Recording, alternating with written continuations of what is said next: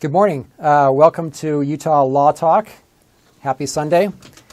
Today we're going to be talking about a couple of different items in the news, some topics related to personal injury, which is what we practice at the Kramer Law Group. I've been practicing personal injury for about 20 years. And so it's a great honor to do this radio program in the morning. I'm not sure if anyone's out there listening, but good morning if you are listening. Thanks for listening. So I thought I would let people know what we're doing with the website. We have a website where we are collecting the audio, the video for these radio shows. So you can go back and look at these programs, listen to these programs if you want. There's a video component as well, and so you can actually see me in the studio and listen to the different things that we're talking about here. There's also a contact form on the website. So if you have a topic that you want to have addressed, it doesn't necessarily need to be related to personal injury, but it should be a legal topic because this is Utah Law Talk. Then please let me know. Happy to address different topics that you have. And I understand that the contact form wasn't up last week, so we're going to fix that. And so it should be up for you if you want to give us some suggestions on topics for the show. So again, welcome. Thank you for listening. And I thought I would start by talking about maybe some things in the news. And over the years, I've been inspired by stories that I read in the news. It could be something on KSL, something in Salt Lake Tribune.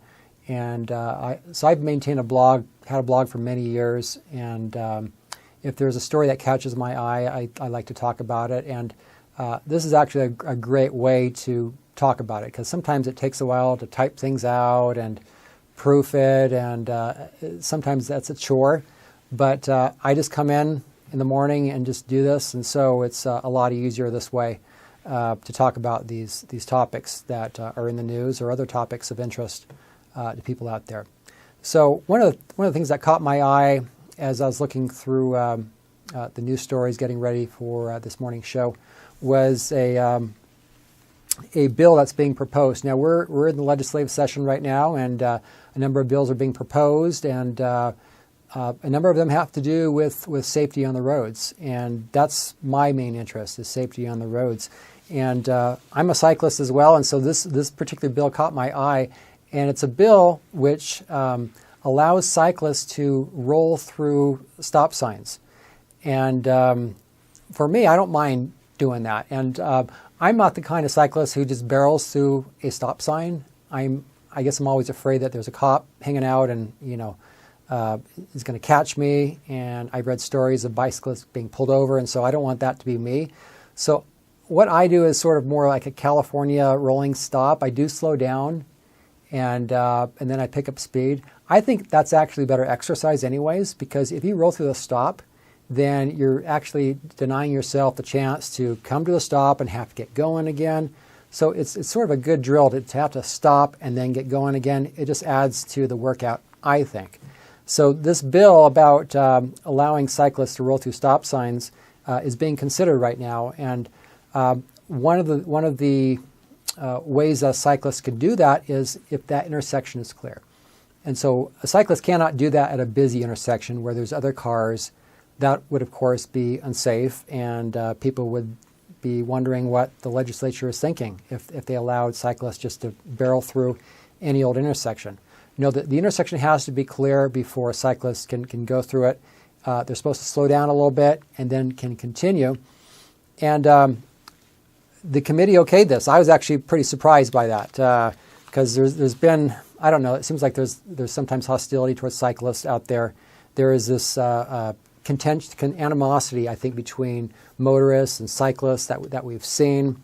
There's this 3-foot rule that motorists are supposed to keep away from a cyclist by 3 feet, and a lot of times they graze you, they come up behind you, they honk their horn.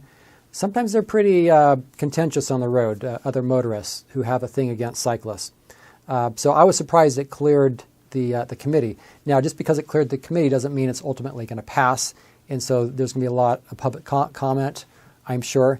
And speaking of comment, I did look at the comments. It's always fun to look at the comments on these news stories, because I might feel a certain way on an issue, but I look at the comments and I can see how other people feel about the issue as well.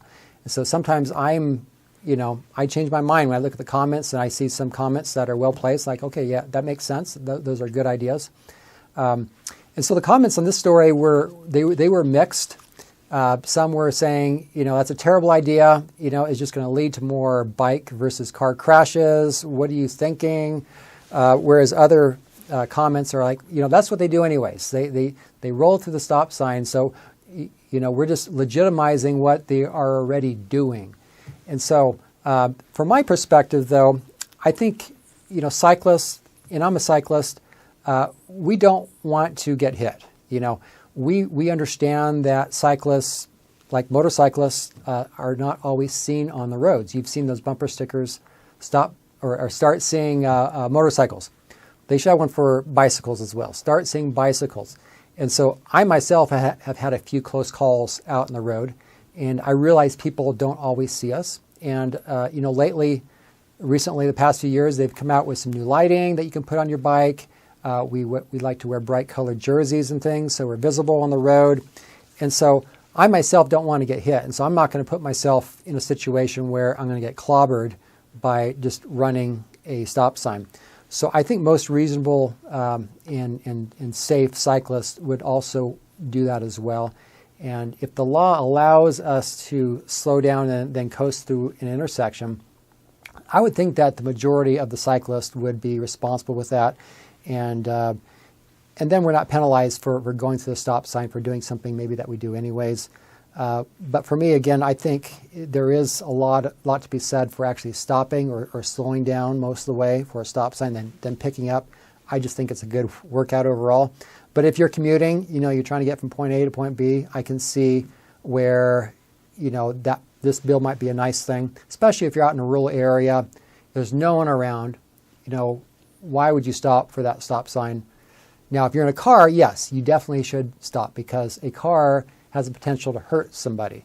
And, if you look at a bike, if you misjudge on a bike, well, you might have an injury, you might have a dent in a car, but probably no one's going to be killed if you have a bike violating the stop sign, except for the cyclist, of course. And so the cyclists, they take their safety into their own hands when they go out on the road. So this bill, I guess, long story short, would be something that I would not propose, but I would.